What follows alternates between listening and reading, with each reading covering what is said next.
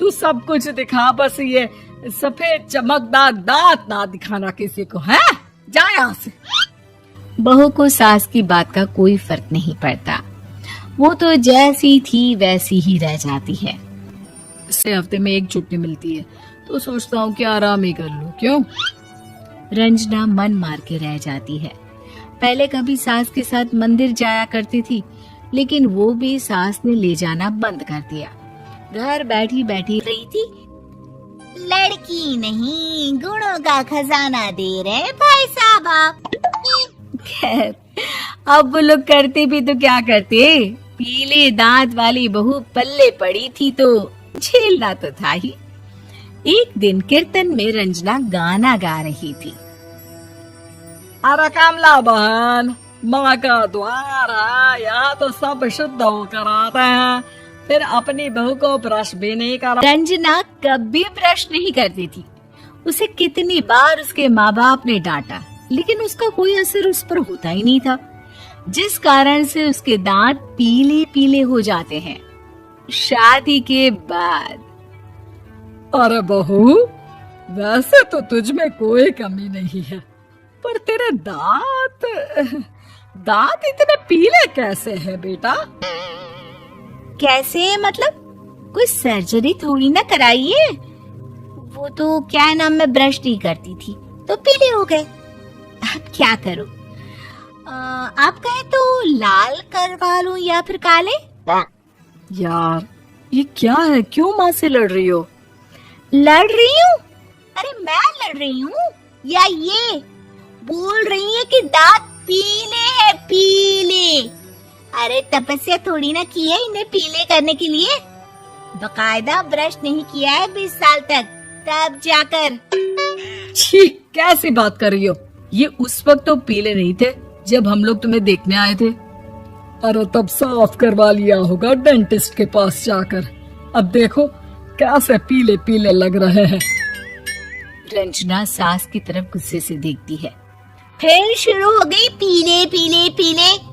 अरे पीले तो तब भी थे जब मेरे हाथ का रसगुल्ला उड़ा उड़ा कर खा रही थी, और वो पीले है तुम्हारे इसलिए। अरे कोई पार्टी होती नहीं हम लोगों के ऑफिस में, तो कहाँ से लेकर जाऊं? और मार्केट, मॉल, कहीं वीकेंड घूमना, कहीं तो। अरे यार साथी, तुम दूर से पीले पीले दांत भक्ति में बाधा उत्पन्न कर रहा है। अरे कोई 2 साल के बच्चे थोड़ी ना लेकर आई हूँ मैं बहू बनाकर। अच्छी खासी लड़की है, अरे कैसे करवाऊं ब्रश? ये तो उसे खुद करना चाहिए ना। अब माँ बाप तो इसके जैसे तैसे निपटा दिए, ये नहीं सोचा कि सास कैसे संभालेगी। सास बहू को लेकर घर आ जाती है, लेकिन सोच लेती है कि अब इसे लेकर कहीं नहीं जाएगी। अगले रोज बहू कहती है, अरे क्या हो गया, मंदिर नहीं जाना क्या? कीर्तन का वक्त हो रहा है। मेरी मधुर वाणी से कान्हा जी जागते हैं और सोते हैं। आप तो जानती है ना उनकी भक्ति में कितना मन लगता है मेरा। वो क्या है ना, तबीयत ठीक नहीं लग रही है मेरी, आराम करूंगी मैं। तबीयत ठीक नहीं लग रही? अभी तो मिथुन के गाने पर नाच रही थी आप, और आप बोल रही है कि तबीयत ठीक नहीं लग रही। अरे भक्ति में मन लगा लो सासू माँ, ऊपर जाना है, क्या मुंह दिखाओगी आप? हाँ? सास को बहू की बात पर गुस्सा आ जाता है। मैं क्या मुंह दिखाऊंगी, इसकी चिंता तो ना कर, समझी? अपने मुंह की चिंता कर, जो ये पीले पीले दांत लेकर हर जगह पहुंच जाती है। पता है लोग कितना मजाक बनाते हैं। ना जी ना, मैं नहीं जाना कहीं तेरे साथ। तो ये बात है, कोई ना, मत जाओ, मैं अपने कमरे में ही बैठकर भक्ति कर लूंगी। ऊपर वाला दांत थोड़ी ना देखता है, मन देखता है, भावना देखता है। और सुबह नहाकर किचन में खाना बनाना, फिर खाना खाना, कीर्तन भजन करना और सो जाना। एक दिन, माँ जी मैं सहेली के घर जा रही हूँ, शाम को लेट आऊंगी। हाँ, तो जाना, मैंने कौन सा तेरी आरती करनी है घर पर बैठकर। रंजना सहेली के घर जाती है, जहाँ वो पार्टी में जाने की तैयारी कर रही होती है। अरे शिखा, कहाँ जाने की तैयारी कर रही है? मैं गलत वक्त पर आ गई क्या?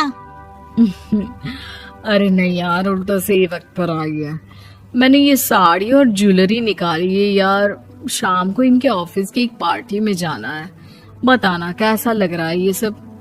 नहीं यार, इस ड्रेस के साथ तो वो वाली ज्वेलरी अच्छी लगेगी।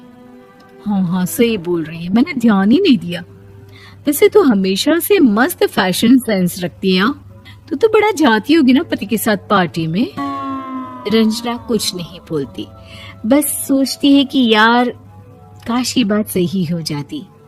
पर मैं क्यों नहीं जाती पार्टी में? क्या इन लोगों की कोई पार्टी होती नहीं होगी?